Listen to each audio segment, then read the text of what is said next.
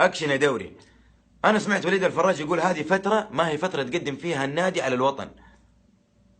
يعني افهم من كلامك يا وليد انه في فتره ثانيه انت ينفع تقدم النادي على الوطن غير الفتره هذه؟ انت تسوقها من جدك انت؟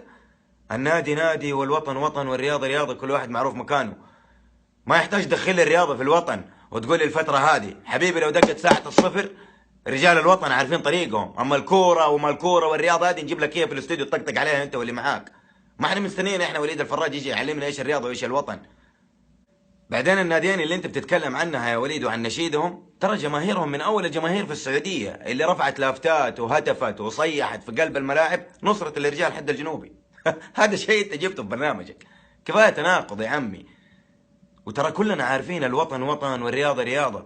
واذا انت ما تعرف، ترى الرياضه رساله، والرساله دي ممكن تكون من الوطن للوطن. فلا تقعد تتكلم على التعصب وانت تثير التعصب في برنامجك بكلام غبي زي ده. ترى الناس ما هم اغبياء يا ابوي، اصحى للون انت وياه. والله كرهتونا في الكوره. عموما انا هذا كل اللي كان عندي اليوم، واتمنى اكون ما تقلت عليكم. وفي الاخر ترى في ديسلايك عشان تستخدمه، وجنبه لايك برضو عشان تستخدمه، وجنبهم شير برضو عشان تستخدمه. فانت شوف منهم انا ايش استاهل وظبطني يا عم. السلام عليكم ورحمه الله وبركاته.